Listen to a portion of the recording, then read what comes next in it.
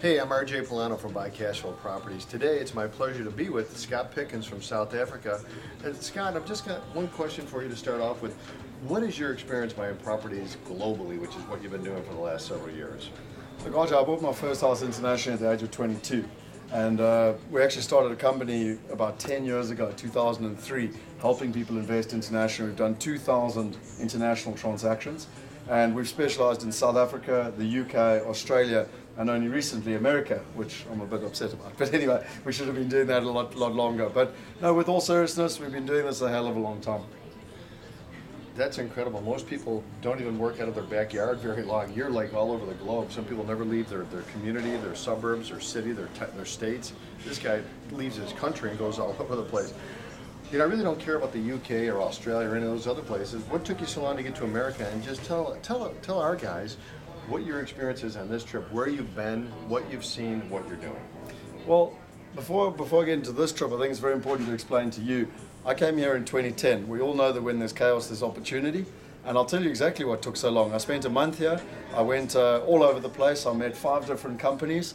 And although I could see there was a huge amount of opportunity in this market, there's no better way to say that I left America with my tail between my legs, because I had some shocking stories, you know, literally where stuff on paper back in South Africa that was being promoted to me looked really good, but when I got here, it was horrendous. I used to joke that I felt that the salespeople would sell their sister as long as they could get a deal. It seemed to be just a complete amount of fear and no one on the ground that you could trust. And the one thing is, I always say, in Vegas, I looked at a house that was worth $320,000 5 years ago. I could pick it up for 80, but then I was like, well, who's going to do the management? And I just got the sense that, you know, I was going to buy this thing and it might be a great deal, but actually, is it a good deal if I got no income?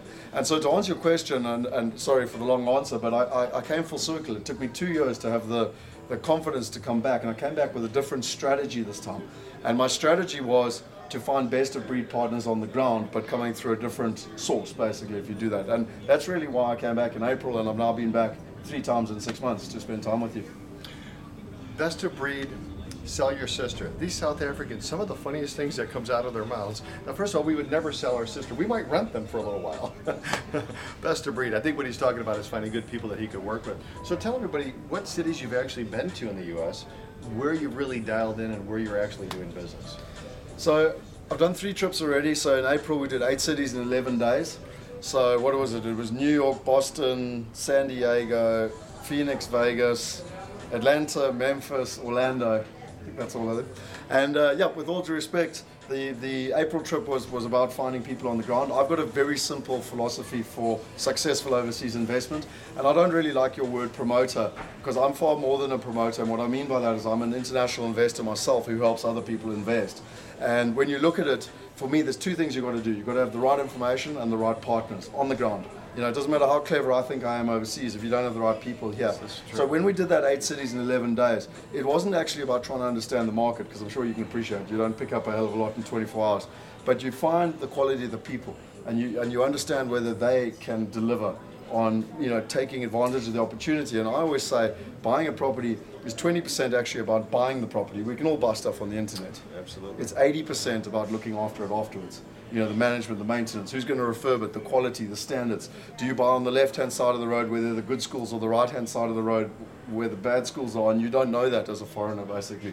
And for me, all that I could say is that, you know, testament to yourself and to your team, you're one of the best people and companies that I've dealt with anywhere in the world. And really that's, you know, we've had a huge amount of fun together. But I think the most important thing is we shake each other's hands. And I know that when I shake my clients' hands back home, you know, they're being looked after by you and your team. It's probably the nicest thing anybody could have ever said about us and our company, and I really appreciate it, Scott. I think Scott has got some tremendous insights into the American market, as many people have been coming over to the U.S., but not everybody vets out the people and the partners that they're doing business with on the ground like these guys did. And your clients should be very proud of the stuff that you've done here, man. I'm glad you like the stuff. Look, I mean, like, straight up and again, from your perspective, it's been such a pleasure having our clients deal with it. You know, there's complete transparency. They phone you up. They, you know, a lot of stuff's on the internet, and people get nervous when it's long distance. But they phone the guys up. They chat to you. They chat to Anthony. They chat to John and the rest of the team. And there's just such transparency and comfort and confidence. We haven't lost one client yet once they've just been honest with us. You know, so they've said, oh, I'm worried about this, and then we've spoken to you, or you've spoken to them, and it's been sorted out basically. And so far, it's been an extremely pleasant experience. Well, that's the way we like to do things here in the U.S. Not everybody feels the same way that we do, because we think if we can do business with you once, we can do it with you twice, 3 times, 10 times for the rest of our lives. And that's really our long-term looking and our long-term approach to business. Hey, thanks so much for coming over, big guy. No worries, man. Thanks for looking after us. Cheers.